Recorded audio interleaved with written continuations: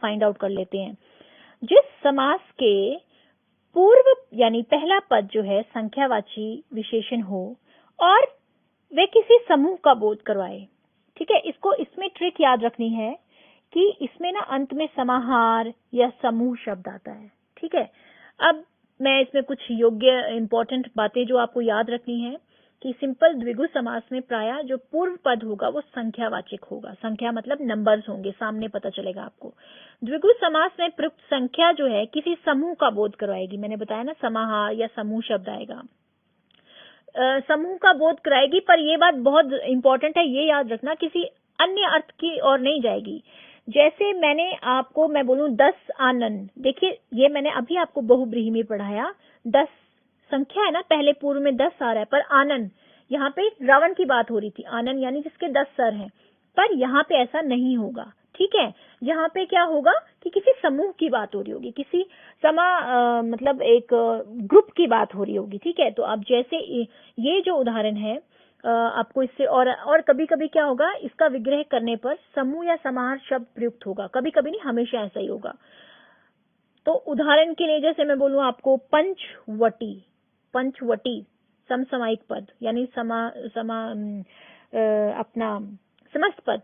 ठीक है, पंचवटी, और इसका विग्रह करेंगे 5 वट वृक्षों का समूह। ठीक है, यानी 5 वट वृक्षों का समूह। देखिए अंत में क्या आया, समूह आया, और स्टार्टिंग में क्या आया, 5 संख्या आई, नंबर्स आए।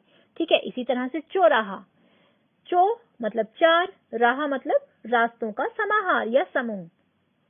चौराहा है ना, हम कहते हैं ना वो सामने चौराहा है, यानी 4 रास्ते वहां पे मिल रहे हैं, 4 रास्तों का समूह है। तो ये जो 4 आएगा, आप हमेशा समझ जाना, जब भी कभी पूर्व पद में पहले ही संख्या होगी तो वह क्या होगा, बिल्कुल जी, वो हमारा द्विगु समास होगा, है ना। जैसे त्रिलोक, 3 लोकों का समूह, चौमासा 4 मासों का समूह, नवरत्न 9 रत्नों का समूह, चौराहा है ना 4 राहों का समूह या 4 रास्तों का समूह। ये देखिए बेटा, 5वां जो समास है वो है द्वंद्व समास। इसमें क्या होता है, जिस समास में दोनों ही पद समान महत्व रखते हैं, यहाँ दोनों ही समान महत्व रखते हैं। ठीक है, दोनों की बहुत इंपॉर्टेंस है। समास करने पर समुच्चय बोधक अवयवों का लोप हो जाता है। अब आप बताइए, समुच्चय बोधक क्या होता है? बिल्कुल, जिनसे हम ज्वाइन है ना, ज्वाइन करते हैं, और, तथा, या, अथवा, एवं, ये आपने पढ़ा होगा। तो सिंपल याद रखना है कि समास करने पर समुच्चय बोधक अवयवों का लोप हो जाता है। और इससे भी इंपॉर्टेंट याद रखना है कि जिस समास में दोनों ही, यानी दोनों पद बोले तो उत्तर पद भी और पूर्व पद, दोनों का ही विशेष महत्व होता है, दोनों की प्रधानता होती है। ठीक है, अब कुछ इंपॉर्टेंट बात मैं आपको बताऊंगी। दोनों पद जो है प्रायः कभी कभार क्या होता है, एक दूसरे के विलोम यानी अपोजिट भी होते हैं, बट सदैव ऐसा नहीं हो सकता। पर कब आप मोस्टली जो है, ये ट्रिक है कि जैसे हानि लाभ, हानि का अपोजिट क्या है, लाभ, है ना। भला बुरा, लेन देन, तो ये अपोजिट है ना।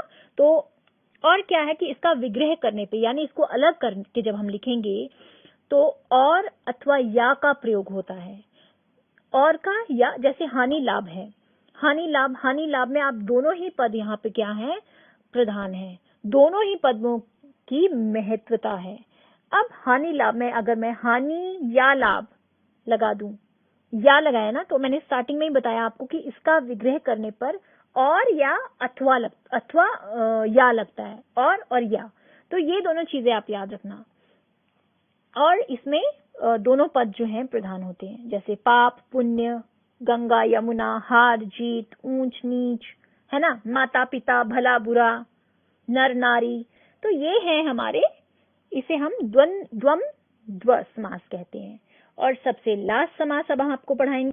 देखिए बेटा, अव्ययी भाव समास जो है, इसमें क्या होता है, आपको याद रखना पड़ेगा, जिस समस्त पद में पूर्व पद यानी पहला वाला पद जो है प्रधान होता है, ठीक है, वो क्या होगा, पहला पद जो है प्रधान होता है, और पहला पद जो है प्रधान होने के साथ साथ अव्यय होता है।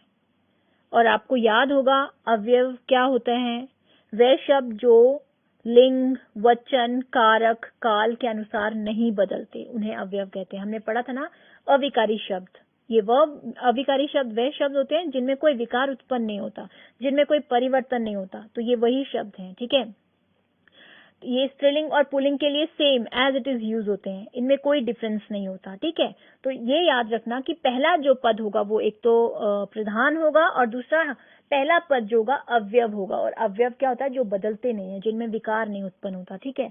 अब मैं कुछ उदाहरण देती हूँ, जैसे आपको, जैसे मैं बोलूं प्रतिदिन, देखो प्रतिदिन में प्रति जो है, प्रति ये कभी चेंज नहीं होगा, ठीक है, यानी प्रत्येक दिन, ठीक है। प्रत्येक दिन, इसका जब विग्रह करेंगे तो वो बनेगा प्रत्येक दिन, है ना। तो प्रति में जो है हम सामने समझेंगे कि ये अव्यय है। इसी तरह से एक और उदाहरण आप स्क्रीन में जब देखेंगे तो यथा विधि, यथा वृद्धि, सॉरी यथा अवधि, यथा अवधि अर्थात अवधि के अनुसार, है ना। आ जन्म, आ देखिए, एक तो आ जो है ये अवयव है, यहाँ यथा जो मैंने बताया वो अवयव था। और एक और बात मैं इंपॉर्टेंट बताना भूल गई आपको, यदि एक शब्द की पुनरावृत्ति हो, पुनरावृत्ति मतलब दोबारा आए, और दोनों शब्द मिलकर अवयव की तरह प्रयुक्त हो जाते हैं वहां पे, जैसे देखिए उदाहरण बीचों बीच, यानी ठीक बीच में, मैं बोलूं बीचों बीच यानी ठीक बीच में, तो जो यहाँ बीचों बीच है ये भी आप समझ सकते हैं कि अवयव का काम कर रहा है। साफ साफ यानी बिल्कुल साफ, साफ साफ बोलो क्या बोलना है, यानी बिल्कुल साफ बोलो, है ना। तो साफ जो शब्द है वो चेंज नहीं हुआ। तो इसी तरह से यथा शीघ्र, जितनी शीघ्रता हो, यथा शब्द जो है चेंज नहीं हुआ। प्रत्येक, प्रति, यथा, है ना, ये तरह के जब भी शब्द आएंगे यानी कि अवयव शब्द आएंगे तो आप समझ जाइएगा कि ये कौन सा वाला समास है, अव्ययी भाव समास है। अब मैं आपको एक बहुत इंपॉर्टेंट और ध्यान देने योग्य बात बताऊंगी कि कर्म, देखिए यहाँ पे बच्चे जो हैं वो मोस्टली कंफ्यूज होते हैं कर्मधारय समास में और बहुब्रीहि समास में, और कभी कभार तो द्विगु समास में भी, जहाँ संख्या। तो देखिए अब ये आपके ऊपर डिपेंड करता है कि आपको उसका विग्रह कैसे कर रहे हैं, ठीक है। जैसे बहुब्रीहि समास की बात करेंगे, देखिए बेटा बहुत सारे बच्चे बहुब्रीहि समास में और कर्मधारय समास में कंफ्यूज हो जाते हैं, तो इसीलिए मैं थोड़ी कंफ्यूजन दूर करने के लिए बता रही हूँ। अब बहुब्रीहि समास जो है वो डेफिनेशन क्या है उसकी डेफिनेशन है जहाँ उत्तर पद और पूर्व पद दोनों ही जो हैं प्रधान नहीं होते, किसी अन्य की बात कर रहे होते हैं। जबकि कर्मधारय समास क्या है, उसमें विशेषण विशेष्य या उपमेय उपमान का योग रहता है ना, उसके पूर्व पद और उत्तर पद में। अब देखिए मैं एक वर्ड लेती हूँ कमल नयन, मैंने क्या लिया वर्ड कमल नयन। अब मैं जब इसका विग्रह कर रही हूँ, कमल नयन को मैं लिखती, विग्रह मतलब अलग कर रही हूँ, तो मैं लिखती हूँ कमल जैसे नयन। जब मैंने लिखा कमल जैसे नयन, जैसे शब्द हमें क्या बता रहा है, यहाँ उपमा हो रही है, यहाँ पे उपमेय उपमान का योग लग रहा है, और सिंपल मैंने बोला कमल जैसे नयन, है ना। तो ये है कर्मधारय समास। पर मैं बोलूं यदि कमल जैसे नयन है जिसके, किसके, है ना, जिसके, तो यहाँ पे बहुब्रीहि समास होगा। शिव भगवान के है ना कमल जैसे नयन, उनके लिए प्रयोग किया जाता है। इसी तरह से मैं आपको एक और उदाहरण दूं, नीलकंठ, नीलाकंठ, अगर मैं सिंपल लिखूं नीलाकंठ, नीलकंठ को मैं लिखूं नीलाकंठ, नीलाकंठ, नीला क्या है, विशेषता गले की, कंठ की, है ना। तो मैंने लिखा नीलकंठ को मैंने लिखा नीलाकंठ, तो ये है कर्मधारय समास, ठीक है।